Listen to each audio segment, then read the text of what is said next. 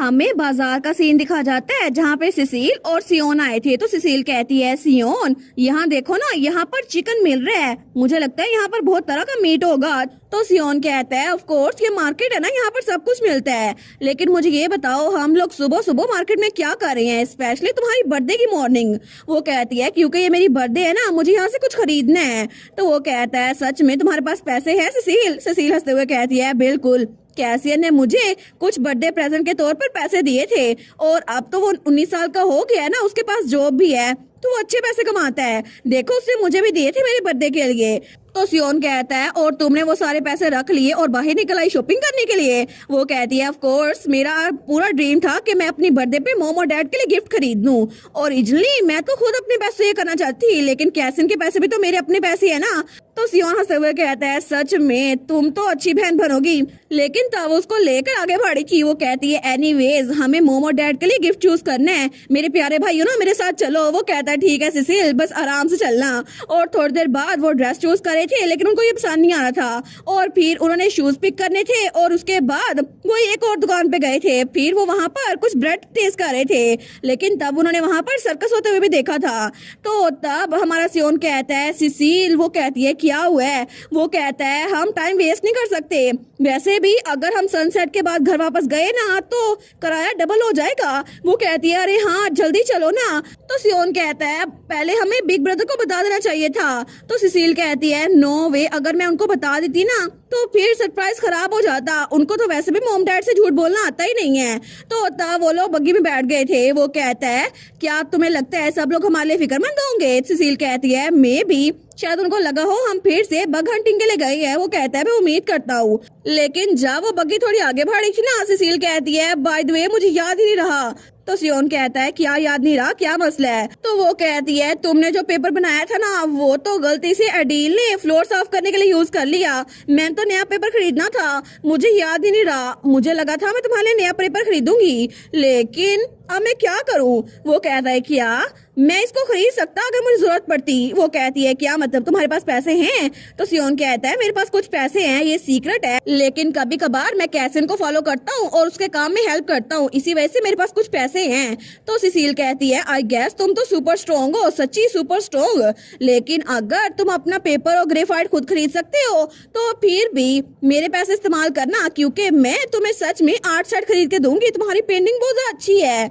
वो कहता है, सच्ची? लेकिन वो तो बड़ा एक्सपेंसिव होगा। वो कहती है, फिर मैं बहुत सारे पैसे कमाऊंगी ना, लेकिन मैं पक्का प्रॉमिस करती हूँ अगली बार मैं तुम्हारे साथ मार्केट जाऊंगी तो मैं ये लेके दूंगी। वो कहता है, ठीक है, प्रॉमिस रहा। लेकिन तब सिसिल को तो नींद आ रही थी। वो कहती है, मैं सुबह से उठी हुई हूँ, इसी वजह से मुझे बड़ी नींद आ रही है, पता नहीं हम घर कब पहुंचेंगे। तो सियोन कहता है, आराम से सो जाओ, जब घर आएगा ना मैं तुम्हें उठा दूंगा। लेकिन थोड़ी देर बाद उसकी भी आंख लग गई थी। लेकिन जब सियोन की आंख खुलती है तो तभी वो खिड़की से बाहर देखते हैं तो वहां अंधेरा था, लेकिन दूर से धुआं उठता हुआ नजर आ रहा था। वो सोचता है, ऐसा लगता है यहाँ पर आग लगी है, लेकिन इस डायरेक्शन में तो हमारा घर है ना, और ये स्मेल, ये तो किसी जगह की जलने की है। तो तभी वो कहता है, सिसिल सिसिल। सिसिल कहती है, क्या हुआ, क्या हम पहुंच गए? वो कहता है, सिसिल मुझे लगता है कि मुझे पेपर और ग्रेफाइट की जरूरत है, मैं ड्राइवर को खुद कहता हूँ, लेकिन तुम जाके ले आओ, मैं पहला घर चल जाता हूँ। तो सिसिल कहती है, मुझे नहीं पता पेपर और ग्रेफाइट कहाँ मिलता है, हम लोग इकट्ठे चलते हैं ना सियोन।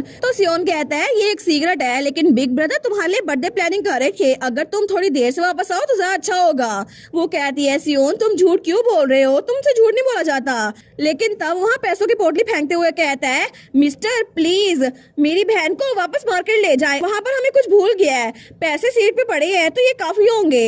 वो कहता है, क्या?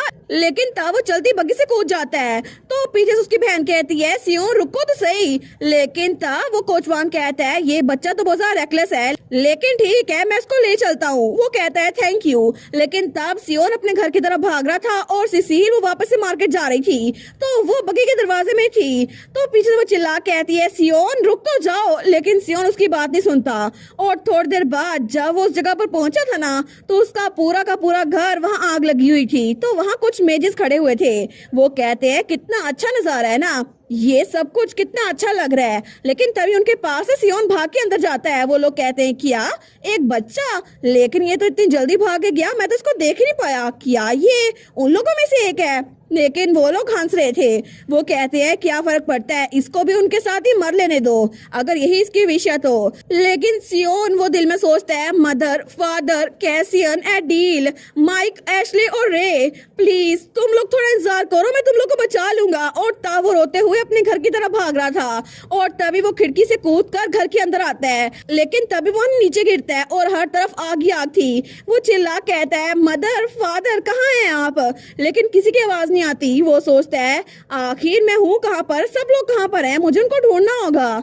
लेकिन जैसे ही उसकी नजर सामने पड़ती है ना, तो वहां पर उसकी पूरी की पूरी फैमिली उसके सामने ही बिल्कुल बेहाल पड़ी थी। वो कहता है नहीं नहीं ऐसा नहीं हो सकता और तब उनकी तरफ बढ़ने लगता है, लेकिन उसकी पूरी फैमिली वो बच नहीं सकी थी। तो तब वो वहां नीचे बैठ गया था और उसके ऊपर बहुत सारी लकड़ियां गिरी थी। वो कहता है क्यों, ऐसा क्यों हुआ? वो तो बहुत ज्यादा रो रहा था। लेकिन तब वहां पर वो घर पूरा का पूरा जल रहा था। तो तभी वो मेजिस जब वो आगे देखती है ना, तो सियोन वहां से बाहर निकल आया था।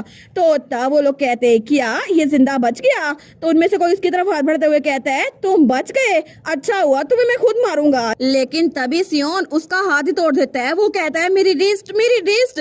लेकिन बाकी पीछे से कोई कहता है जेफ तुम तो थोड़े जरा केयरलेस हो, तुम मुझे बता रहे हो तुम इस बच्चे से हार गए।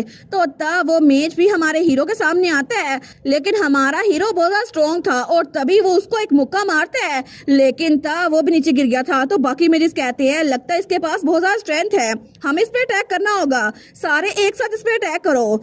लेकिन तभी वहां पर सियोन वो तो बहुत ज्यादा घूर के उनको देखते हैं और उसकी आंखें ब्लू कलर से चमक रही थी। तो तभी कोई कहता है इम्प्रेसिव, सच में मेरे सोल्जर्स को ऐसे हराने वाला तुम तो बड़े इम्प्रेसिव हो। और वो था लैला का फादर मार्कोस हिल्डिगर। तो सियोन कहता है तुम्हारे सोल्जर्स, इसका मतलब है कि तुमने ये सब कुछ करवाया, मेरी फैमिली को तुमने मरवाया। तो जल्दी से भाग के वो मार्कोस की तरफ बढ़ रहा था उसको मारने के लिए। लेकिन तभी मार्कोस कहता है एक कैरेज जो कि यहाँ आ रही थी वापस पलट गई और मेरे रिपोर्ट के हिसाब से वहां पर मैंने किसी को चेक करने के लिए भेजा है। तो सियोन वहीं पर रुक जाता है। वो कहता है क्या? तो तभी पीछे से कोई सोल्जर उसको जमीन पर पटकता है और वो मार्कोस के आगे झुक गया था। तो मार्कोस कहता है कितना अनोइंग है ना एक विटनेस होना, इसी वजह से मैं कंसीडर कर रहा हूँ कि कैरिज के लोग को मरवा डालूं। तुम्हें क्या लगता है मुझे क्या करना चाहिए? तो सियोन वो कांपते हुए कहता है नहीं बिल्कुल नहीं, कैरिज का पीछा मत करना। तो मार्कोस कहता है सच में कैरिज का पीछा मत करूं तो तुम वापसी पे मुझे क्या दोगे? तो सियोन वो कहता है कुछ भी, मैं तुम्हें कुछ भी दे दूंगा। तो मार्कोस कहता है कुछ भी, ठीक है। तो फिर वो अपने साथियों से कहता है कैरिज का पीछा करो और चेक करो अंदर कौन कौन है, बस उनकी आइडेंटिटी कंफर्म करो और कुछ और ना करना। वो लोग कहते हैं जी सर। लेकिन तभी वो सियोन से कहता है उठ जाओ, तुम मेरे साथ खुद अपने कदमों पे चलकर आ रहे हो। और तब वो सियोन के कान के पास वो कहता है मैंने तुम्हारे लिए एक स्पेशल ग्रेव तैयार कर रखी है, इसी वजह से तुम वहीं पर मरोगे, यहाँ पर नहीं। और उसके बाद सियोन मार्कोस के पीछे उसके घर आ गया, लेकिन उसको डंजन में कैद कर दिया गया और उसको बहुत बुरी तरह से मारा गया। और इसकी वजह सिर्फ एक थी, क्योंकि वो अपनी बहन सिसिल को बचाना चाहता था। लेकिन ये सारे इरेलीवेंट फैक्ट्स थे, क्योंकि उस जेल में बंद रहकर भी वो सोचता है ये मेरी गलती थी। अगर मैं मार्केट ना गया होता या फिर मैं पहले वापस आ गया होता तो शायद मैं अपनी फैमिली को बचा लेता। आखिर मेरी इतनी स्ट्रेंथ होने का क्या फायदा? आखिर मैं कुछ भी नहीं कर पाया, मैं किसी को नहीं बचा पाया। नहीं, मेरी वजह से मेरी फैमिली मरी है, सिर्फ मेरी वजह से। और तब वो तो बहुत ज्यादा मायूस हो गया था। लेकिन थोड़ी देर बाद उसके पास खाना आता है, कोई कहता है मील टाइम, लेकिन वो कप भी टूटा हुआ था और ब्रेड भी गली सड़ी थी। तो तब वो बड़ी हिम्मत करके उठता है और उस ब्रेड के पास आता है। वो उस ब्रेड को उठाते हुए सोचता है मुझे खाना होगा, मुझे इसको चाहे फोर्स करना पड़े, मुझे ये खाना पड़ेगा, मुझे जिंदा रहना होगा। तो वो सोचता है मार्कोस हिल्डिगर ने कहा था याद रखना तुम्हारी जिंदगी मेरे साथ बिलोंग करती है और अगर तुमने सुसाइड करने की कोशिश की तो मैं उस लड़की को जान से मरवा डालूंगा जिसको तुमने बग्गी में छोड़ा था। वो सोचता है मुझे अपनी बहन के लिए करना पड़ेगा, मेरे पास सिर्फ एक ही फैमिली बची है, सिसिल, मैं उसको सिसिल को मारने नहीं दूंगा। लेकिन वो ब्रेड खाने के बाद भी वो सोचता है मैं मरना चाहता हूँ, मैं सच में मरना चाहता हूँ, क्योंकि वो ब्रेड वो भी पॉइजनस थी तो उसकी वजह से वो भी नीचे गिर गया था। वो सोचता है मुझे वहां जाना है जहाँ पे मेरी फैमिली है। लेकिन तब हमें एक हफ्ते बाद का सीन दिखा जाता है और वही हंटिंग ग्राउंड जहाँ पे सारे नौकर चाकर वहाँ काम कर रहे थे। तो तभी एक सर्वेंट उसको लेकर आगे बढ़ा था। वो कहता है जरा जल्दी करो, मेरी बात जरा गौर से सुनो, तुम इस फॉरेस्ट को छोड़कर नहीं जा सकते। अगर तुम यहाँ से बाहर गए तो बहुत सारे एरोस एक साथ तुम्हें टारगेट करेंगे। तो ये कहकर वो तो चला गया था, लेकिन सियोन सोचता है सच में तो अगर ऐसा ही है तो फिर यही होगी वो ग्रेव जो मार्कोस हिल्डिगर ने मेंशन की थी। लेकिन तब वो जंगल को इधर तो देखता है, वो सोचता है इतनी भी बुरी जगह नहीं है, मुझे लगता है मेरे मरने के लिए ये जगह अच्छी है और अगर मैंने वैसा ही किया जैसा उसने कहा है तो सिसिल सेफ रहेगी, है ना। और तभी वहाँ पर एक तीर आकर उसको लगता है और उसके साथ ही उसकी जान चली गई थी। लेकिन तब वो मरते हुए भी सोचता है वेल ये हो गया, सब लोग, मैं तुम लोगों से आके मिलूंगा, मेरी फैमिली। लेकिन उसके बाद जब उसकी आंख खुलती है ना तो उसे बहुत सारे लोग दिखाई दे रहे थे जो कहते हैं उठ जाए प्लीज उठ जाए, डिसेंडेंट ऑफ सेलेस्टियल।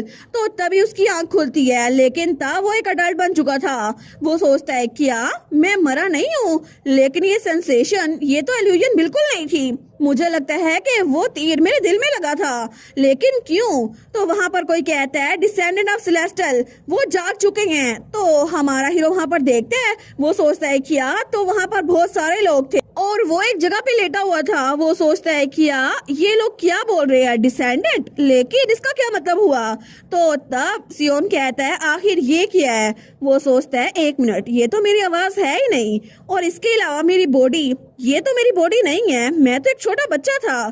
तो आखिर ये सब कुछ कैसे हो गया? लेकिन वो सारे के सारे लोग वो चिल्ला कह रहे थे डिसेंडेंट ऑफ सेलेस्टियल और उसको कुछ समझ नहीं आ रहा था। मगर थोड़ी देर बाद जब वो खिड़की के पास खड़ा था वो कहता है इसका मतलब है कि मैं सेलेस्टियल का एक डिसेंडेंट हूँ, लेकिन इसका क्या मतलब हुआ?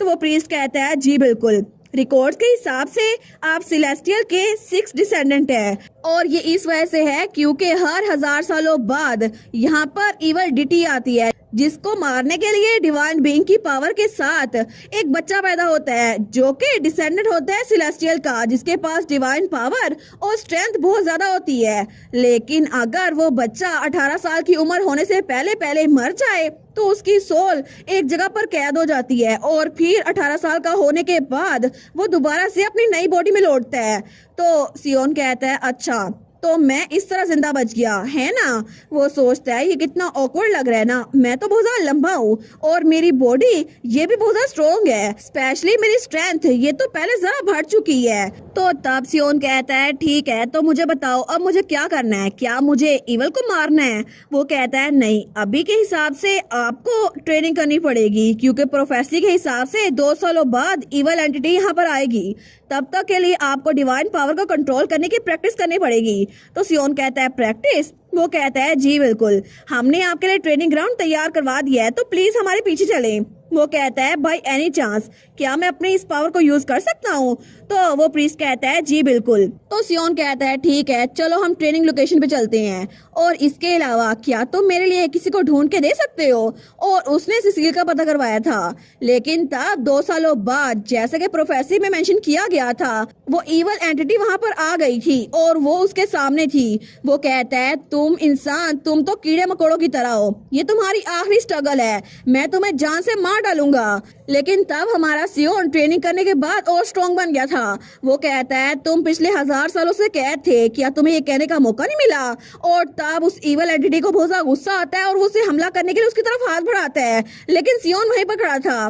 तो तभी जैसे वो उस पे हमला करता है सियोन भी आगे बढ़ता है अपनी तलवार से उस पे हमला करने के लिए, लेकिन वो इवल एंटिटी बहुत ज्यादा ताकतवर थी और उसने सियोन को बहुत ज्यादा घायल किया था और उसकी हालत बहुत ज्यादा खराब हो गई थी। वो सोचता है मुझे लगता है कि ये बॉडी, ये ह्यूमन की बॉडी ये इतनी भी ताकतवर नहीं है, लेकिन जितनी बार उसको चोट लगी थी ना उसके जख्म उतनी बार हील हो गए थे। ऑफ कोर्स फिजिकल डैमेज की पेन बहुत ज्यादा थी, लेकिन बार बार उसकी चोट हील हो रही थी और उसका दर्द उसको महसूस हो रहा था। तो सियोन कहता है इसको खत्म करते हैं, और तभी वो अपनी तलवार लेकर उस इविल एंटिटी के ऊपर कूदता है, लेकिन तभी वो इविल एंटिटी बार बार उसकी जान ले रही थी और तब उसकी हालत बहुत ज्यादा खराब हो गई थी। वो सोचता है क्या सच में मैं मरने वाला हूँ एक बार फिर से, क्या इस बार मैं अपनी फैमिली से मिल पाऊंगा? लेकिन तब वहाँ जमीन पे गिर गया था और उसके दिल की जगह पर छेद था।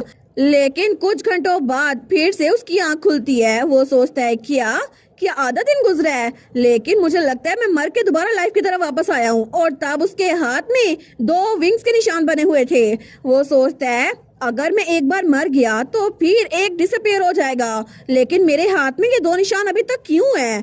कितना रिडिकुलस है ना। मैंने सुना था कि सेलेस्टियल के पास 2 लाइव्स होती हैं, लेकिन मेरे पास 3 लाइव्स क्यों हैं? आखिर मैं अभी तक मरा क्यों नहीं हूँ? वो सोचता है ये कितना ट्रबलसम है ना। मैं कई दिनों से इससे लड़ाई कर रहा हूँ, लेकिन ये हार ही नहीं रहा। लेकिन फिर भी मुझे लगता है मुझे हार नहीं माननी होगी, और अगर दोबारा मुझे मौका मिले तो मैं कभी भी इस इवल एंटिटी से दोबारा लड़ाई नहीं करूंगा। और तब बड़ी मुश्किल से उसने हिम्मत करके उस इवल एंटिटी को हरा दिया था और सील कर दिया था। लेकिन तब हमें ये कहानी बताई जाती है, जब इवल एंटिटी को हीरो ने सील कर दिया ना, तो फिर पूरी दुनिया में आसमान में चेंजेस नजर आए, जिसकी वजह से सब लोगों ने उसकी तारीफ की और हर कोई उसके गुण गाता रहा था। सारे के सारी कंट्रीज ने हीरो को हाई रैंक्स दिए ताकि वो उनकी फैमिली में शादी कर ले। किंग ने तो अपनी बेटी तक का प्रपोजल उसको दे दिया, लेकिन हीरो ने एक भी बात का जवाब नहीं दिया। उसने सबको मना कर दिया। लेकिन दुनिया में जितने सारे लोगों ने भी उससे नाम पूछा कि आखिर दुनिया को बचाने वाले हीरो का नाम क्या है, तो उसका जवाब सिर्फ एक ही था। उसने तो किंग तक को एक ही जवाब दिया, मेरा नाम है कैसियन। और तब उसने इवल एंटिटी को हराने के बाद सबको अपना नाम कैसियन बताया था। वो सोचता है मैंने झूठ बोला था, लेकिन मैं अपने भाई का नाम इस्तेमाल कर सकता हूँ क्योंकि मेरी लाइफ में वही हीरो था। और जब उसने इवल एंटिटी को हरा दिया था, उसके 3 महीने बाद वो एक जगह पर जा रहा था, वही जगह जहाँ उसका ऑर्फनेज था। तो तब वो हमें बताता है सबसे पहले मुझे पता चला कि सिसिल वो इस जगह पर रहती है, इस कंट्री में। लेकिन सियोन ने जब टेम्पल से रिक्वेस्ट की कि सिसिल को ढूंढे 2 सालों पहले, तो उसे पता चला कि सिसिल उससे बहुत ज्यादा दूर है। इसी वजह से वो उससे मिलने के लिए जा नहीं सकता था। लेकिन फॉर्चुनेटली वो लोग लेटर एक्सचेंज कर पाए और सरप्राइजिंगली उसे पता चला सिसिल एक काउंटेस बन चुकी है। लेकिन सियोन के लिए ये इमेजिन करना बहुत ज्यादा हार्ड था, क्योंकि उसके हिसाब से तो सिसिल एक शरारती बच्ची थी। लेकिन सिसिल ने अपने लेटर में एक्सप्लेनेशन दी थी ये कॉन्ट्रैक्ट मैरिज है। हालांकि सियोन को समझ नहीं आई थी, फिर भी उसने एक्सेप्ट कर लिया क्योंकि सिसिल खुश लग रही थी। तो तब जब वो उस जगह पर आया था ना, वो सोचता है सिसिल से मिलना मेरी लास्ट प्रायोरिटी है। मैं सब कुछ खत्म करने के बाद उससे मिलूंगा। अभी के लिए मुझे एक जगह पर आना है। तो वहाँ पर एक कब्र बनी हुई थी। तो जब वो घोड़े से नीचे उतरता है ना, वो सोचता है ये ग्रेवस्टोन, ये जरूर सिसिल का काम होगा, है ना, क्योंकि वहाँ पर लिखा हुआ था यहाँ पर 7 एंजल्स रेस्ट कर रहे हैं।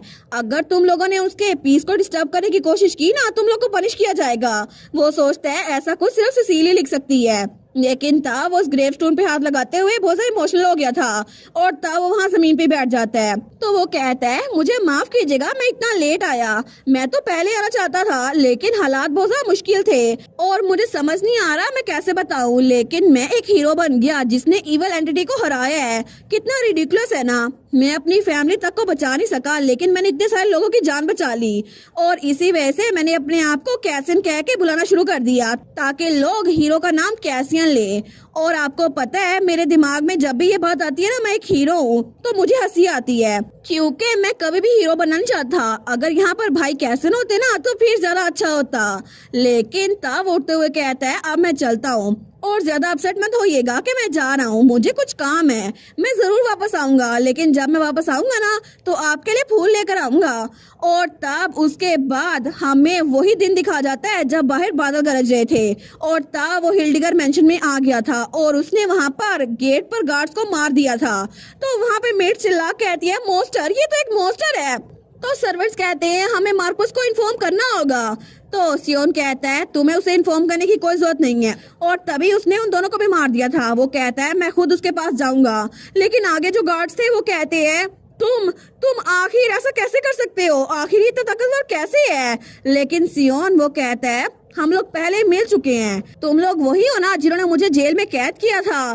तो वो लोग कहते हैं नहीं हमें डरना नहीं चाहिए, हम इसको मार सकते हैं। अगर हमने इसको मार दिया तो बैरियर भी खत्म हो जाएगा। लेकिन तभी सियोन ने उनके लीडर को मार गिराया था, तो वो बाकी भी डर जाते हैं। वो लोग कहते हैं भागो यहाँ से। लेकिन सियोन ने उनको भागने का मौका नहीं दिया था और उनकी जान ले ली थी, और एक एक करके उसने वहाँ पे सारे नाइट्स और गार्ड की जान ले ली थी। बस वहाँ पर एक नाइट बचा था। वो कहता है क्या प्लीज मेरी जान बख्श दो, मैं तुम्हारे लिए कुछ भी करूंगा। तो सियोन कहता है मुझे तुमसे कुछ पूछने दो। आखिर मार्क्वेस वो कहाँ पर है? तो वो सियोन के सामने झुकते हुए कहता है मुझे माफ कर दो, वो तो सेंट्रल हॉल में होंगे। तो सियोन कहता है अच्छा ये बात है, तो तब उसने उसको भी मार दिया था, लेकिन तब वो आगे बढ़ गया था। वो जाते हुए कहता है थैंक यू मुझे बताने के लिए। और जैसे वो दरवाजा खोल के सामने देखता है ना, तो वो उस हाल में पहुंच गया था, लेकिन जैसे वो वहाँ कदम रखता है तो उसके इर्द गिर्द बहुत सारे नाइट्स आ गए थे और उसके सामने भी कुछ मेजिस खड़े थे। तो मार्क्वेस हिल्डिगर कहता है अच्छा तो तुम्हारा पागलपन यहीं पर खत्म होगा। हालांकि अब तुम्हें पछतावा हो रहा होगा, लेकिन वापस पलटने का कोई रास्ता नहीं है। मेरे एलीट नाइट्स और बैटल मेजिस वो तो पूरी आर्मी को हरा सकते हैं, तुम्हें हराना तो बिल्कुल मुश्किल नहीं होगा और तुम तो कभी भी मुझ तक पहुंच नहीं पाओगे। इसी वजह से तुम यहीं पर मर जाओगे। लेकिन सियोन आगे बढ़ता है और वो एक ही वार में उस नाइट को मार गिराता है। तो मार्क्वेस हिल्डिगर वो तो हैरान रह गया था और थोड़ी देर बाद ही उसके चेहरे पे ब्लड आके गिरता है और वहाँ पे उसके सारे के सारे नाइट्स और मेजिस वो गिर चुके थे। तो मार्क्वेस तो बड़ा हैरान था। वो कहता है क्या, कैसे? नहीं रुको, तुम्हें मुझसे क्या चाहिए? आखिर मुझे बताओ तुम्हें क्या चाहिए? तुम्हें पैसा चाहिए, तुम्हें दौलत चाहिए, तुम्हें रुतबा चाहिए, तुम्हें क्या चाहिए? अगर तुम्हें कोई लड़की चाहिए तो मेरी बहुत सारी बेटियां हैं, तुम जिससे चाहो मैं उससे तुम्हारी शादी करवा सकता हूँ। तो हमारा हीरो कहता है आखिर तुमने ये क्यों किया था? तुमने 10 साल पहले उस ऑर्फनेज को जलाकर सबको क्यों मार डाला था? तो मार्कुस कहता है क्या ऑर्फनेज? तुम किस ऑर्फनेज की बात कर रहे हो? मुझे कुछ भी याद नहीं, पता नहीं, मुझे लगता है वो कोई गलती होगी, मैंने जानबूझ के नहीं किया था, लेकिन मैं तुमसे माफी मांगता हूँ, मैंने ये जानबूझ के नहीं किया था। तो सियोन उसको देखता है, वो सोचता है ये अभी भी मान नहीं रहा, लेकिन अभी भी मार्कुस को पता नहीं था सियोन वही बच्चा है। तो मार्कुस उसकी तरफ बढ़ता है, अपनी तलवार निकालता है उस पर हमला करने के लिए। वो कहता है मर जाओ यहाँ पर, लेकिन सियोन ने अपनी तलवार उसकी बॉडी में गाड़ दी थी और मार्कुस वहीं पर ढेर हो गया था। तो सियोन कहता है तुम्हें सच में याद नहीं है कि तुम्हारी वजह से कितने सारे लोगों की जान गई? तो फिर तुम्हें ये जानने की भी जरूरत नहीं है कि आखिर मैं हूँ कौन, क्योंकि तुम्हारी मौत बिल्कुल बेकार जाएगी। और तब उसके चेहरे पे जो खून था वो साफ करता है। वो सोचता है अब मैंने इस आदमी को मार दिया, लेकिन इसने मेरी पूरी फैमिली को मारा था, तो मैं भी इसकी पूरी फैमिली को मार दूंगा। और तब वो सबके कमरों की तरफ बढ़ा था, लेकिन बाहर बारिश हो रही थी और एक एक करके उसने मार्कुस के सारे बच्चों को मार दिया था। वो सोचता है ये आखिरी कमरा है ना, तो आखिरी सर्वाइवर वो यहीं पर होगा। उसका नाम क्या था? लैला हिल्डिगर, बिल्कुल। लेकिन तब वो दरवाजा खोल के जैसे ही अंदर आता है ना, तो तब हमारी हीरोइन के हाथ में वही स्टोन पकड़ा हुआ था। तो वो उससे कहता है क्या तुम हो लैला हिल्डिगर? लेकिन वो कहती है नहीं, बिल्कुल नहीं। तो सियोन सोचता है ये कितनी अजीब लड़की है ना, क्या इसको लगता है कि मुझे पता नहीं है ये लैला हिल्डिगर है? शायद ये जानबूझकर ऐसा कह रही है। वो कहता है नहीं, मैं जानता हूँ कि तुम ही हो लैला हिल्डिगर। तो लैला कहती है मुझे कुछ कहना है। वो कहता है तुम्हारे आखिरी अल्फाज। वो सोचता है ठीक है, मैं इसको ऐसे कुछ बोलने दूंगा। वो कहती है हाँ कुछ ऐसा ही। तो हमारा सियोन कहता है ठीक है बोलो। वो कहती है प्लीज मेरी जान बख्श दो। तो सियोन कहता है बिल्कुल नहीं, मैं तुम्हारी जान बिल्कुल नहीं बख्शूंगा। वो कहती है एक मिनट रुको, सही मैंने सुना था कि दुश्मन का दुश्मन दोस्त होता है, असल में मुझे भी इस फैमिली से नफरत है, तो क्या तुम प्लीज मुझे छोड़ नहीं सकते? तो सियोन ने उससे पूछा था क्या तुम सच में जिंदा रहने के लिए कुछ भी कर सकती हो? तो वो सोचता है मैं इसको एक मौका दूंगा, मैं इसको बता दूंगा कि ये कैसे जिंदा रह सकती है। वो उससे कहता है तुम अपनी बॉडी से हिल्डिगर ब्लड बाहर निकाल दो, मैं तुम्हें बख्श दूंगा। अगर तुमने ऐसा किया तो तुम्हारी जान बच सकती है। लेकिन तब वो कहती है ठीक है, मेरा एक आखिरी सवाल है, क्या तुम मेरी बात सुनोगे? वो सोचता है पता नहीं ये लड़की आखिर ऐसी बातें क्यों कर रही है, लेकिन मैं इसकी आखिरी बात सुन लूंगा। वो कहती है अगर 10 सालों पहले मैं तुम्हें कहूँ कि मैंने उस इंसिडेंट को प्रिवेंट करने की कोशिश की थी, तो क्या तुम मेरी बात सुनोगे? क्या तुम मुझे बख्श दोगे? तो वो सोचता है उस लड़की की आवाज मेरे दिमाग में बिल्कुल वाजिया थी। मुझे लगा था कि हिल्डिगर स्टेट में किसी को याद नहीं है कि मैं कौन हूँ, लेकिन सिर्फ इसी लड़की को याद था कि मैं हूँ कौन। वो अपनी तलवार आगे बढ़ाते हुए कहता है फिर क्या? अगर इसे याद था तो क्या कुछ भी चेंज नहीं होगा। मेरी फैमिली 10 साल पहले ही खत्म हो चुकी है और मेरे सामने ये लड़की मेरे दुश्मन की बेटी है, मैं इसको छोड़ूंगा नहीं। मेरे पास कोई चॉइस नहीं है कि मैं इसको जान से ना मारूं। तो वो उससे कहता है इससे कोई फर्क नहीं पड़ेगा। तो लैला कहती है फिर एक आखिरी बात, और तब वो उसको मिडिल फिंगर दिखाते हुए कहती है मैं तुमसे दोबारा कभी नहीं मिलना चाहती वैको। और ये कहते ही उसने वो पत्थर अपने मुंह में डाल लिया था। लेकिन वो पत्थर खाते ही वो जमीन पे गिर गई थी और तब वो तड़प रही थी। जब मैं उसकी तरफ बढ़ा था तो तब उसको सांस नहीं आ रही थी। मुझे लगा था शायद उसने सुसाइड करने की कोशिश की है। और जैसे ही मैं लैला की तरफ बढ़ा और अपनी तलवार उस पर चलाई, वैसे ही मैं दोबारा से अपनी 10 साल की उम्र में लौट गया। और ये सारी कहानी हमारे सियोन की फर्स्ट लाइफ की थी, क्योंकि लैला ने जब वो पत्थर खाया था ना, तो लैला के साथ साथ सियोन भी बार बार उसके साथ टाइम में वापस जा रहा था और अब उसकी सेकंड लाइफ स्टार्ट हो गई थी। लेकिन लैला बेचारी को पता नहीं था कि सियोन को सब कुछ याद है। और इसी के साथ ये वाला पार्ट यहीं पर ख़त्म। तो आप लोग बताइएगा आप लोग को ये पार्ट कैसा लगा, और वीडियो को लाइक और चैनल को सब्सक्राइब लाजमी कीजिएगा। बाकी वीडियोस का लिंक भी स्क्रीन पर नज़र आ रहा होगा, तो काइंडली उनको भी चेकआउट कर लें। और thank you so much for watching my videos. Stay safe, bye bye.